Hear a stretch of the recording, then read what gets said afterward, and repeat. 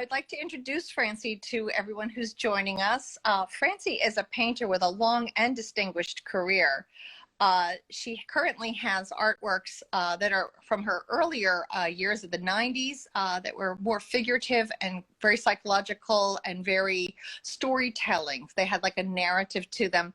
Those are currently touring the United States. However, we're here to talk about Francie's current work, which has become more minimalist, more poetic, more about color fields. It's very interesting, and she currently has a show online at Carter Burden Gallery. If you go to their website and go to current exhibitions, you can see the show Inside Outside, and it's just beautifully installed. I really encourage you to see it. It's up until July 1st. So Francie, thanks so much for being with me today. I really appreciate it. And I'm really eager to talk about your recent work. You sent me some images, and I was very curious about one that you called Tidal Pool, because it's red. I'll pull it up so you can see what I'm talking about. Yeah. It's this beautiful red painting, and usually I associate tidal pools with kind of murky, shallow. What is going on in this painting for you that makes it a tidal pool experience? Or could you tell us more about this? Well, the way I work lately, it's mostly about really losing control rather than maintaining control. So when I did this painting, I used a lot of red paint, and you can see what you're seeing here is the effect of light on the red paint, because I did an enormous amount of carving and scratching and swirling, a lot of tools, not a brush. Mm-hmm. So the painting itself has this feeling of energy and like a whirlpool nature to it. And I think all these most recent paintings were dealing with the response I was having to the many crises that we're in, at least several that I could name in a minute, if not more.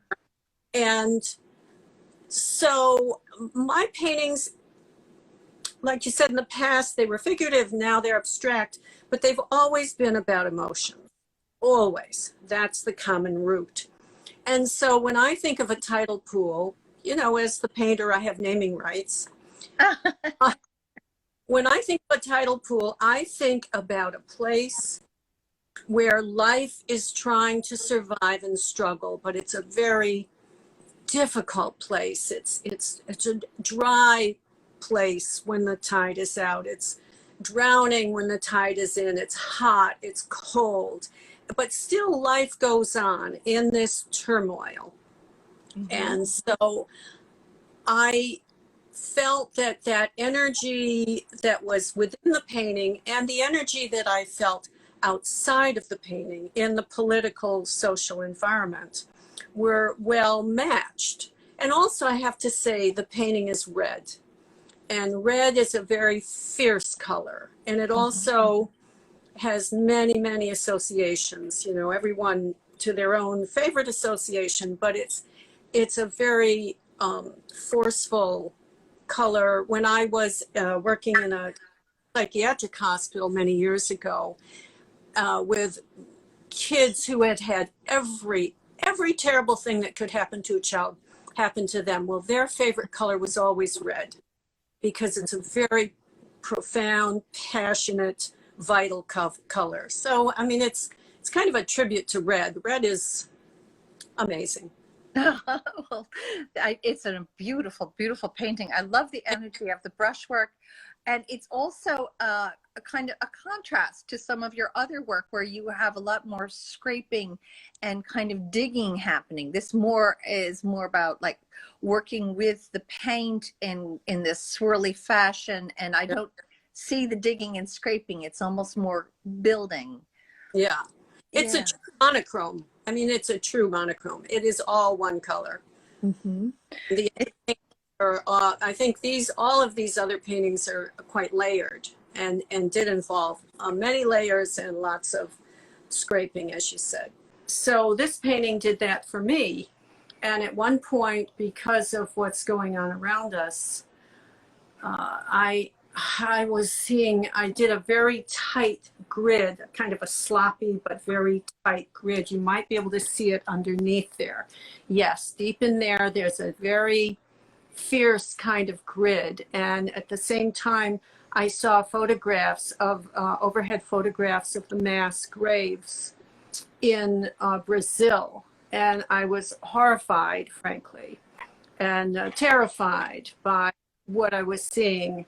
And at the same time, I felt that it was very relevant. A lot of my early work, as well as my work today, is really about dealing with emotions and states of mind that are uncomfortable. I don't do beauty. Sometimes I do beauty just because sometimes life is beautiful, but sometimes life is very ugly and horrible. And so I try to embrace every aspect of life. So in this painting, I was seeing these mass graves, and it was unbearable. So and the painting wasn't finished. So this particular painting had several lives. I kind of had to kill it 3 times before it resolved with this green overcoat, which of course reminded me of this revolution that we are now in the midst of with the Black Lives Matter movement. So the point I'm making is that it still references life, but in a way that is not so specific. My early work was always a woman, a white woman. So I knew that a lot of people would feel left out. I painted them for my own sanity, but I want my work to have a broad message. I don't know if I have a question, but it's complicated. What's interesting to me is you feel that there's almost a healing of the green. It feels like a healing coat. You know, the way grass grows over graves. Yes. And that to me is what's so attractive about this, is it feels, even though there's like, to me, purple has always been a color of funerals and grief. And yet you've got this wonderful kind of green trying to grow over this. And yet you're still also picking away at it too. It's a very profound surface you've made. And it's very interesting to look at it in detail like this. Well, you've done a perfect reading of the painting. What a wonderful thing. What is it called? Revolution. Revolution. And it's interesting because typically revolution, you always see red or that kind of a thing. So to me, it's very poignant that instead it's this other side, this more quiet side of revolution, which is about, grief. Think about revolution. Another way of looking at revolution is the old is discarded for the young new generation. And these protests are all about young people. I'm sure there are people my age there, but most of us are so afraid of COVID, we won't get involved. I'm speaking for myself and my friends. Right. But it really is a youthful energy that still believes in a better future. And so green is like springtime. It's the new life. That's right. That's right. Now, you mentioned COVID, and I'm wondering how this has affected your work in these past 3 months, being in quarantine, being not even able to go out. Have you found this shift has this changed how you work, how you see things, the energy you put into your studio? Absolutely. I've had more time than ever before because I haven't been pulled away by 1,000 other commitments. And because it's been such an emotional time, a stressful time, the work, my process, my painting process is very much it functions as a container for emotional experience. And so when I look at my paintings in the last 3 months, I can see how I was processing the anxiety, the fear, the hope, all of that, you know.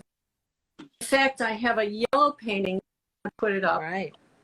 with little orange marks on it. That one I call the floating world. Okay, I've got it right here. Let me pull it up. There we go.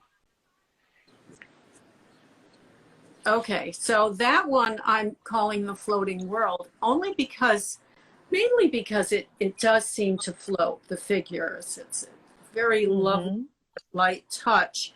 But it's also, I was thinking of COVID because there is a whole, you know, we have this microcosmic universe, where COVID resides. We have the macrocosmic universe where the galaxy resides, and this is just an acknowledgement of this microcosmic universe, which has really brought the human race to its knees. Not that these are COVIDs that I'm painting specifically, but it is referring to another a world to us that has power over us, that influences us. It has almost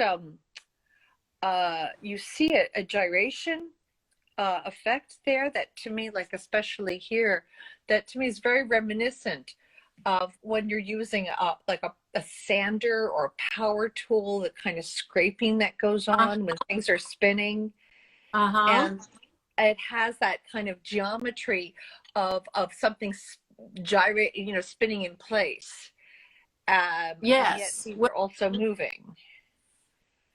Yeah, I'm using all kinds of crazy tools that are not usually used by artists. I only use a brush part of the time, and I do a lot of scraping. So it's a technique that allows for markings that are not directly hand to canvas. It's hand to tool to canvas. Okay. And there's something of a mapping quality with this. I feel like that there's almost this you're like documenting sort of a space. You're like mapping where things are, where they've been, where they're going. It's like each line has a noun and a verb to it. If that makes sense. But yeah, it does. Well, it's an unearthing. The process is an unearthing. So there is something under there that is discovered. So perhaps you're in a way, metaphorically, I'm mapping the beginnings of the painting after it's a painting can get old, and you can make a painting young again by attacking it. Attacking the medium by scraping it, by overpainting it. And so it is mapped in a way. And how many layers are in this painting about? There were probably, at least 4, I would think. Wow. So the yellow is something that is, it's almost like it's fought for, you know, it's just but it looks easy though, but it also looks like it's got a glow to it because of all the energy that's going on with all the layers, with all it's almost like you're wrestling the form or the color out from the paint. You're exactly right. These paintings are a battle They really are a battle. Just like life is a battle at times. Mm-hmm. You know, all of us have to get up in the morning and fight either a major battle or a small battle.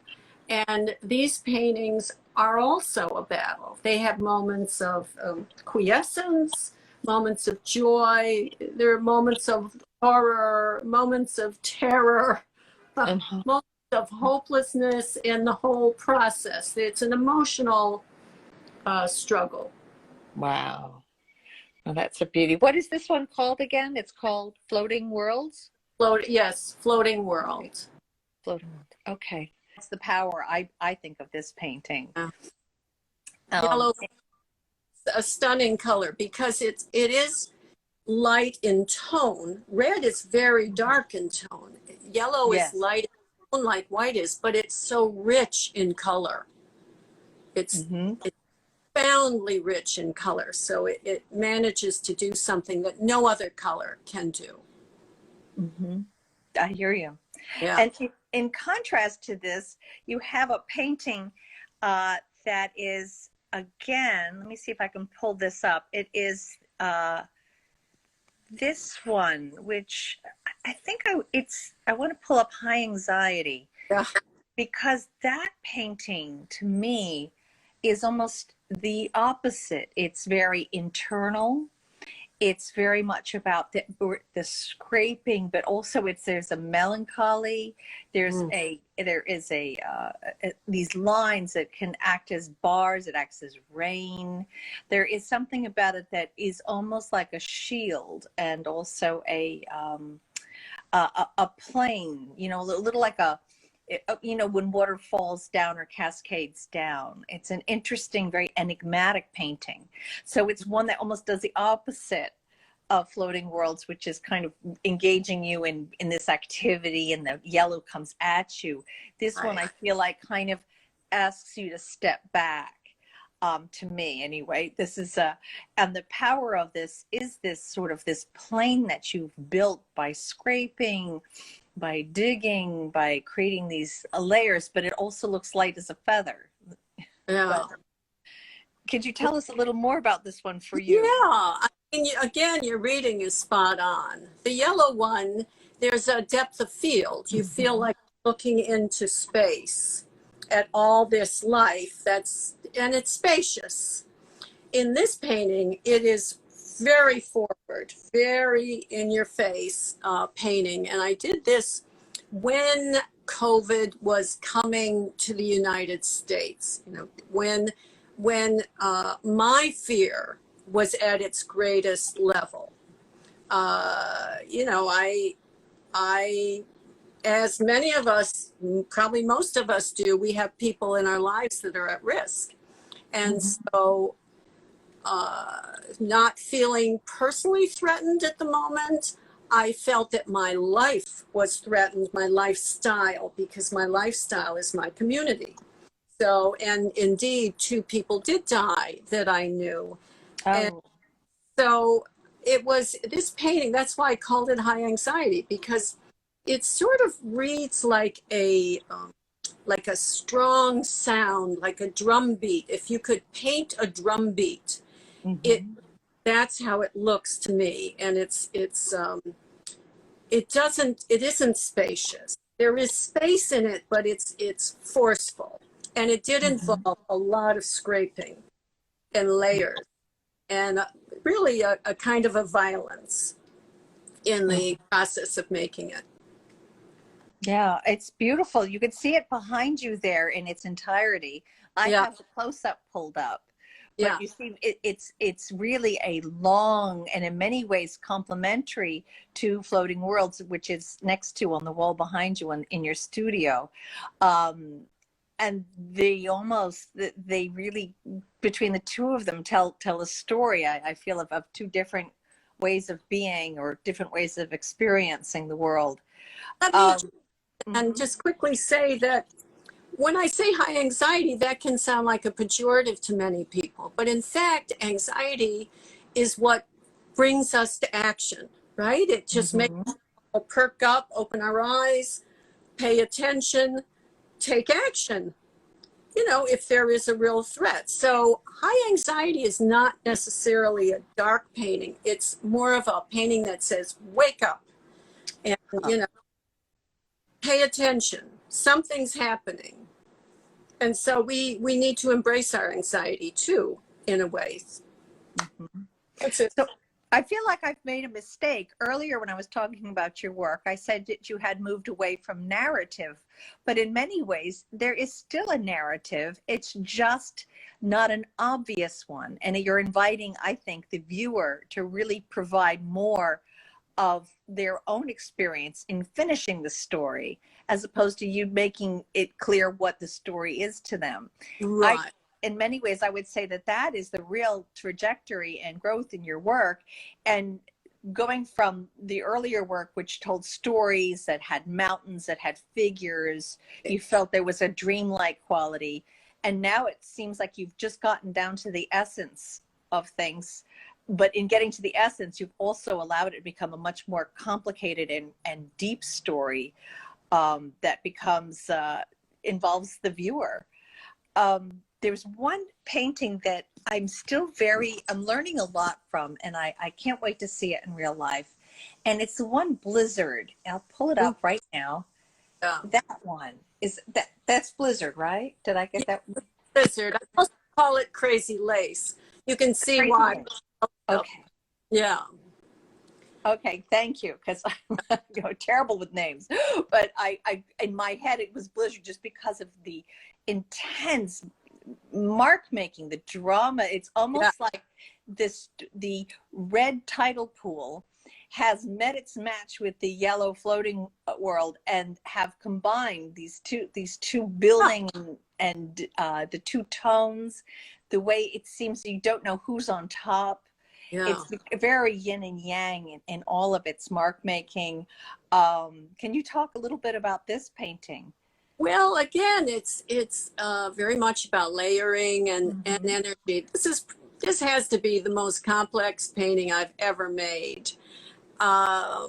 It's actually 40 by 24, but it feels huge because it's so complex and it's so energetic, and it reads completely differently. You can see it on my other shoulder. It just looks like kind of a blue nothing over my shoulder, but the close up, you can see the complexity of it. And again, my work currently is responding to, I think, to speak back to what you just said and to speak to the painting, it's really about emotional life, that I suspect that all of us are at high levels of emotionality at this time. And if we're not, we're probably doing a lot of work to calm ourselves or distract ourselves, which is all well and good.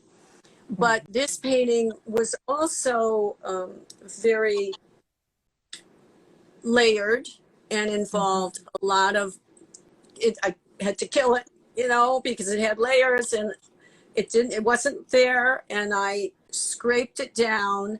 And of course, this is what I discovered underneath it, which is, I kind of like that it looks like a blue blizzard, but it's also Crazy Lace. And I think Crazy Lace is also an apt name because it is crazy. And at the time, I was feeling crazy.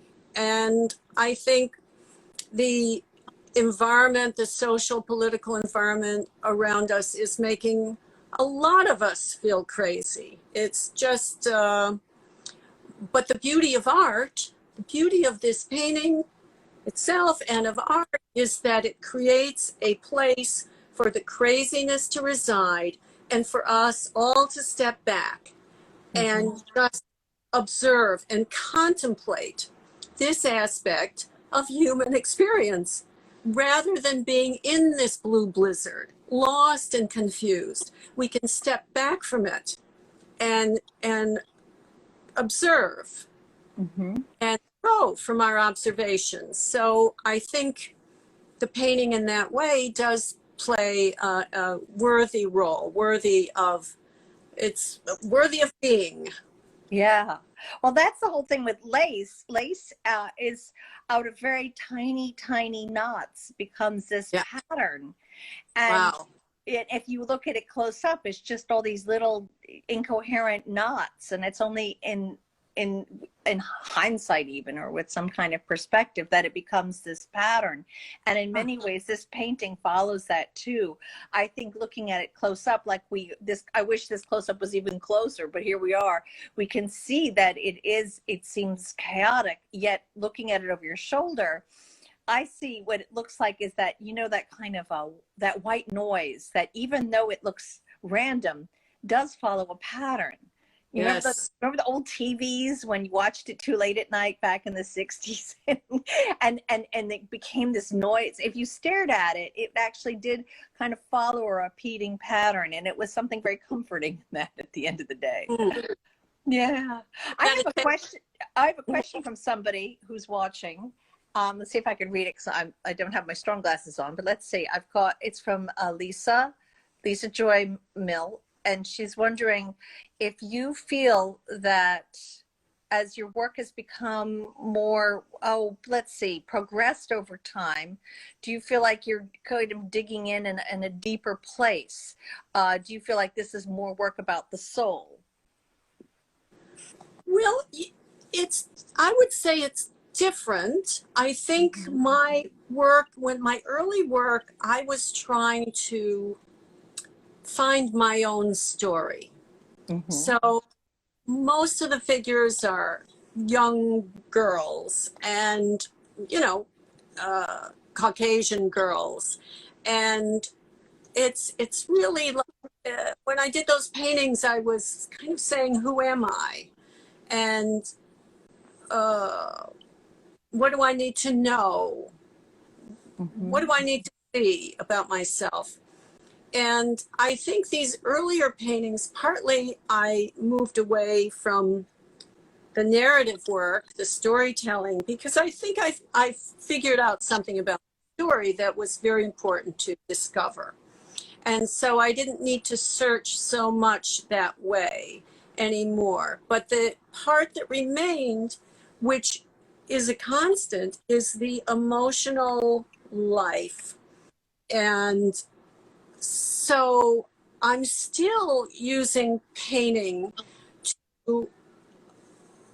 to as a platform to make a space to know emotions, my emotions in general. So these paintings are stories not about Francie's life, but they're about emotional life in general. And so I think that there was struggle in the early paintings. There is struggle in the later paintings, but the later paintings are more directly directed towards the whole world rather than little girls like I was trying to discover themselves and unearth the dark secrets of their childhood. So is it deeper? I think it's less about me. This work is less about me, and it's about being human.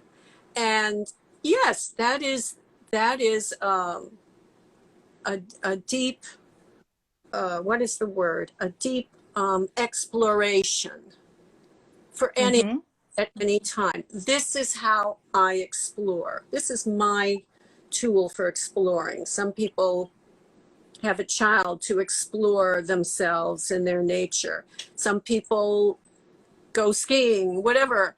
I paint paintings, and that's how I go deep. I dive deep into my spirit.